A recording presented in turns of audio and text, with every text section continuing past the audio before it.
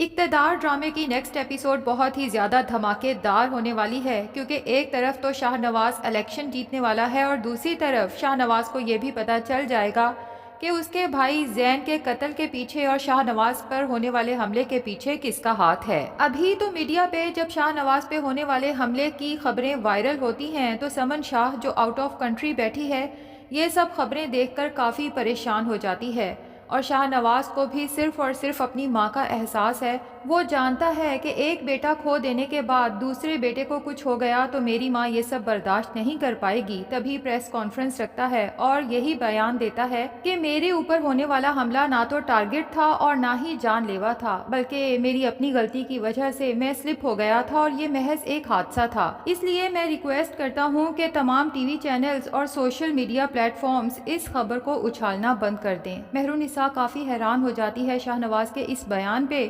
اس لیے پوچھ لیتی ہے کہ شاہ نواز آپ نے میڈیا کے سامنے جھوٹ کیوں بولا؟ تو شاہ نواز مہرونسا کو یاد دلاتا ہے کہ تم نے ہی کہا تھا نا کہ اب اگر اس سفر پہ نکل کھڑے ہوئے ہیں تو پیچھے نہیں ہٹنا، لیکن اگر سمن شاہ کو پتہ چل گیا کہ میرے اوپر جان لیوا حملہ ہوا ہے تو میرے لیے آگے بڑھنا کافی مشکل ہو جائے گا، کیونکہ سمن شاہ مجھے اس الیکشن میں کھڑے ہونے سے پھر روک دے گی۔ تو مہرونسا جو تمہارے اور میرے خواب ہیں اس ملک کے غریب مفلس لوگوں کی مدد کرنے کے اور یوتھ کو امپاور کرنے کے، وہ سب ادھورے رہ جائیں گے۔ مہرونسا کو شاہ نواز پر فخر محسوس ہوتا ہے کہ میرے اور اپنے خواب پورے کرنے کے لیے شاہ نواز کسی حد تک بھی جا سکتا ہے،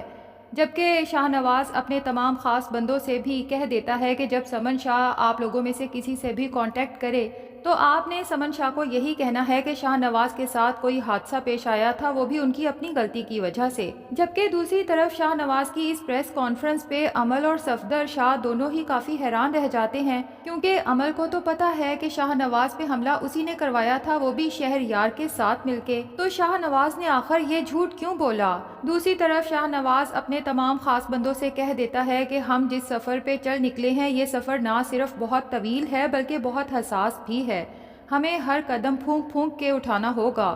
اور اسی دوران میں مہرونسا شاہ نواز کو اس ان نون نمبر سے آنے والی کال کے بارے میں بھی مطلع کر دیتی ہے کہ جس کسی نے بھی وہ کال کی تھی وہ ہمیں صرف یہ بتانا چاہتا تھا کہ زین کے قتل کے پیچھے کوئی اور نہیں بلکہ آپ ہی کے خاندان کا کوئی بہت قریبی فرد شامل ہے۔ شاہ نواز اپنا دماغ لڑاتا ہے لیکن اسے کچھ سمجھ نہیں آتا کہ آخر زین کے قتل سے ہمارے کسی قریبی کو کیا فائدہ حاصل ہو سکتا ہے۔ بہرحال شاہ نواز مہرونسا کو یقین دلاتا ہے کہ جب تک تمہاری اور سمن شاہ کی دعائیں میرے ساتھ ہیں مجھے یقین ہے کہ کوئی میرا بال بیکا بھی نہیں کر سکے گا۔ تبھی وہ ایک دفعہ پھر پریس کانفرنس رکھتا ہے اور یہ اعلان کرتا ہے کہ بے شک میری طبیعت ابھی ٹھیک نہیں ہے، لیکن نہ تو الیکشن کمپینز رکیں گی اور نہ ہی ہم الیکشن سے پیچھے ہٹیں گے۔ میرے لیے آپ لوگوں کی محبت، یقین اور ساتھ بہت اہمیت رکھتا ہے اور یہی میری طاقت ہے۔ شاہ نواز کے جلسے میں اتنے لوگوں کا مجمع دیکھ کے عمل شاہ اور صفدر شاہ کو تو شدید غصہ آتا ہے کہ ہم جتنی کوشش کر رہے ہیں سمن شاہ کی پارٹی کو ناکام بنانے میں، سمن شاہ کی پارٹی اور شاہ نواز کے ایز اے پولیٹیشین شہرت میں اتنا ہی اضافہ ہوتا جا رہا ہے۔ اب عمل سے تو برداشت نہیں ہوتا، تبھی شہر یار سے کہتی ہے کہ میں نے بھی الیکشن لڑنے کا فیصلہ کر لیا ہے، وہ بھی سمن شاہ کی پارٹی کے خلاف۔ شہر یار تو ویسے ہی شاہ نواز کو زیر کرنا چاہتا ہے، اب یہ نہیں پتا کہ شہر یار کی شاہ نواز سے ایسی کون سی دیرینہ دشمنی نکلتی ہے، یہ تو ہمیں آنے والی ایپیسوڈز میں پتا چلے گا۔ بہرحال وہ عمل کا بھرپور ساتھ دیتا ہے کہ میری زندگی کا مقصد ہی شاہ نواز کی شکست ہے اور اس کے لیے میں تمہارے ساتھ ہوں۔ اب عمل شاہ نواز اور مہرونسا سے ملنے جاتی ہے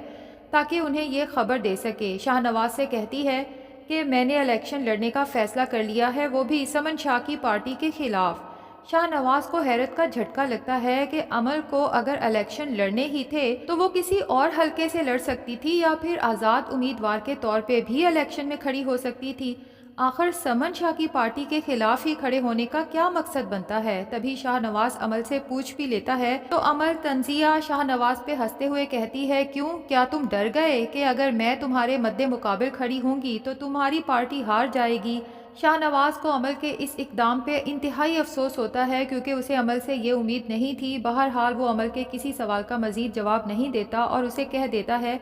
کہ جو بھی فیصلہ ہوگا اب الیکشنز کے بعد ہی دیکھا جائے گا۔ اس کے بعد مہرونسا اپنا دماغ لڑاتی ہے اور شاہ نواز سے کہتی ہے کہ پتہ نہیں مجھے یہ بات آپ سے شیئر کرنی چاہیے یا نہیں، لیکن جس طرح سے عمل آپ کی پارٹی کے خلاف کھڑی ہوئی ہے، اب مجھے شک پڑ رہا ہے کہ زین کے قتل کے پیچھے اور آپ پہ ہونے والے حملے کے پیچھے کہیں عمل کا ہاتھ تو نہیں؟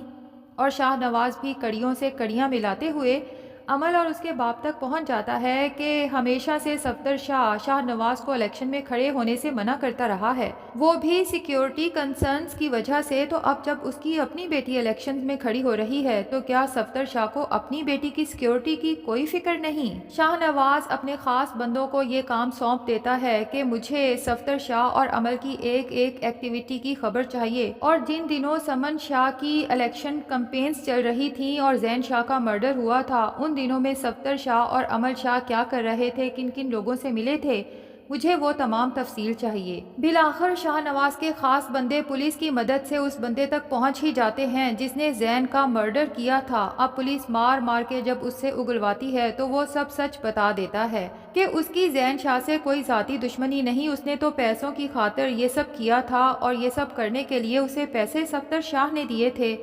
شاہ نواز فیصلہ کر لیتا ہے کہ اس صفدر شاہ اور عمل شاہ کو ان کے انجام تک تو پہنچانا ہوگا، لیکن اس سے پہلے میرا مضبوط اور طاقتور ہونا بہت ضروری ہے، جو ظاہر ہے کہ الیکشن جیتنے کے بعد ہی پاسبل ہے۔ دوسری طرف عروج جو زبردستی رافع کو عمل کی شادی اٹینڈ کرنے کے لیے لائی تھی، جبکہ رافع آنا بھی نہیں چاہتا تھا، لیکن اب جب سے گھر گئی ہے تو مسلسل رافع سے لڑائی کرنے میں لگی رہتی ہے۔ دراصل عروج جب مہرالنساء کو شاہ نواز کے ساتھ خوش دیکھتی ہے اور پھر یہ بھی نوٹ کرتی ہے کہ سبھی لوگوں کی نظر دلہا دلہن کی بجائے مہرالنساء اور شاہ نواز کی جوڑی پہ ٹکی ہوئی تھی، جو دونوں ایک ساتھ خوبصورت بھی بہت لگ رہے تھے،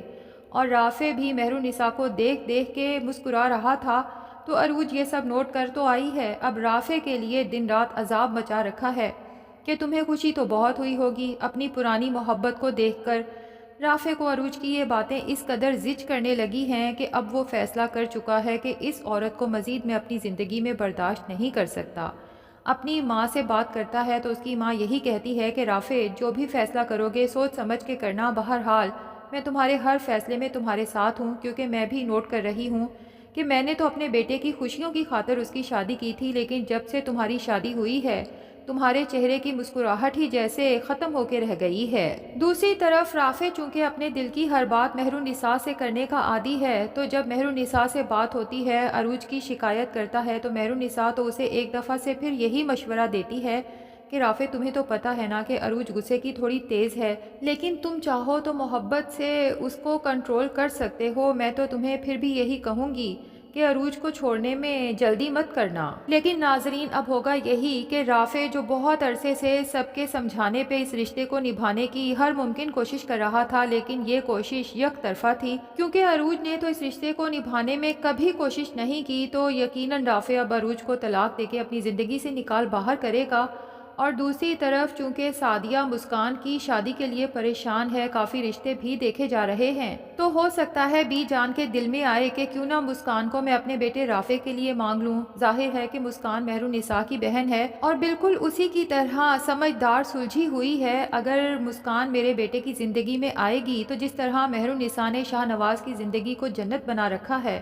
مسکان بھی رافع کی زندگی کو جنت بنا دے گی۔ تو ناظرین آپ میں سے کون کون چاہتا ہے کہ رافع عروج کو طلاق دے کے مسکان سے نکاح کر لے؟ کمنٹ سیکشن میں ضرور بتائیں۔ ویڈیو پسند آئی ہے تو لائک اور چینل کو سبسکرائب بھی ضرور کر دیں۔